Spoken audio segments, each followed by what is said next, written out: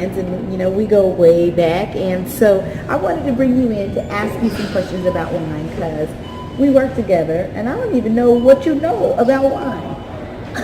Well, I'm here to know how much I don't know about wine, and hopefully you will teach me at least one thing to go home with and learn about wine. I'm gonna definitely do that. So let's first start with the very first question. My first question is, what do you know about having a healthy lifestyle or living heart health, considering it's Heart Health Month?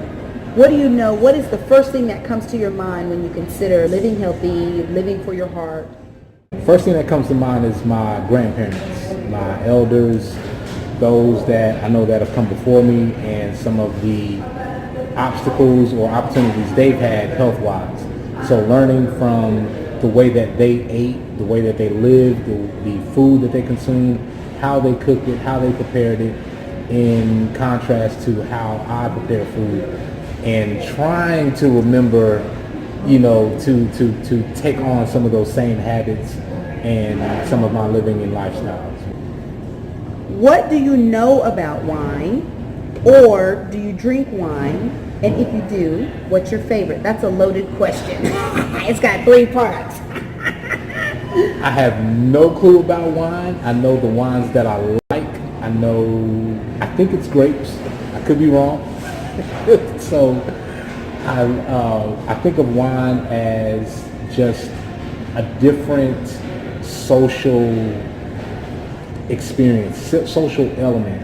And I think of wine more of as a bonding or social fellowship element, such as food or cultures that you get different dishes from around the world, and it's such a big part of culture. And so when I think of food, I also think of wine, and I think of wine as being an element of that, and just being something that brings people together, something that brings a story along with it, with whichever wine that you bring. And so me learning about it, I have my go-tos. I love Pinot Grigio and Merlot, and these are some of the things that I go to, but there's such an art to wine and a history and a story around it that intrigues me to just at least be associated with it, and then say, okay, maybe I know something about it. Wine remains a question mark in a lot of people's minds, and they think that you have to know about the tasting and swish the glass. They think that you have to have all these delicate and descriptive words and understand how it's chemically processed. And from someone who's living healthy, you don't have to know all that just to be able to enjoy wine and understand its health benefits. Because when we think about wine, and it goes way back to contributing to the spirit of nurturing family time, spending holidays together, and all of those things are aspects of healthy living that people forget are required as well. And so the connection that we get between like the healthy living part and the wine is what brings us together in spirit. Because there are people out there who won't drink, but they'll have a toast at a wedding. That's very interesting. All right, now my go-to wine is Pinot Grigio. Oh, What's okay. your go-to wine? My go-to wine is a Gewürztraminer. I have said it again. A Gewürztraminer. That is like it's close to a Riesling. It's from the same grape as a Riesling, but it's processed with, how can I say, a little bit more fizz.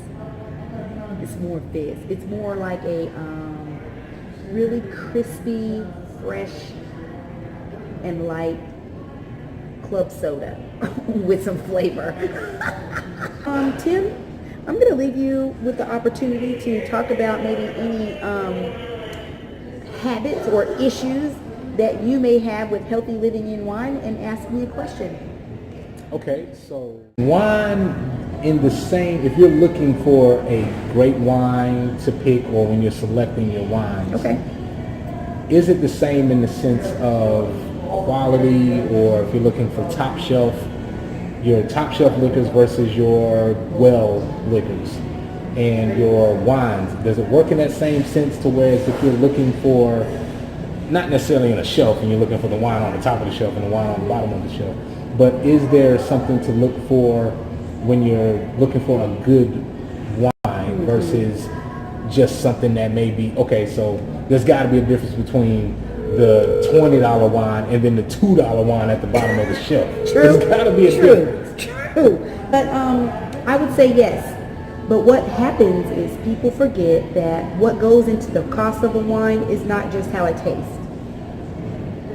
What goes into the cost of a wine is its marketing, what type of bottle it's going to be used in, how much it costs for them to produce it, the marketing scheme of it, the graphics of it, the bottle top of it, how much it costs the workers to do it, how much of it they're manufacturing. Was that vineyard or was that production a good production? Did it make awards? Those are the things that also go into the cost of a wine. I love it. I love it. Okay, great. Well, Tim, thank you so much for sharing this conversation with me. I hope maybe you learned a little bit, something else about wine. Would you like to leave our listeners with anything for this afternoon? Live healthy, live for yourself, if not for your children. Just be here. God put you here for a reason, or somebody put you here for a reason. Live, and live as healthy and as prosperous as you can be. You owe it to yourself. And however you come across that, however that works for you, in whatever way that you need to do that, be here, because we need you. Live healthy, drink wine or water or whatever it is that keeps you here. Thanks, guys, for tuning in to Healthy Living in Wine. Stay tuned and stay connected. We learn how to celebrate and contribute to the healthy lifestyle as it pertains to wine. We report on new and research and wellness tips, wine and health question and answers, of course, tastings. Stay tuned and stay connected. I'm looking forward to discussing more healthy living and wine.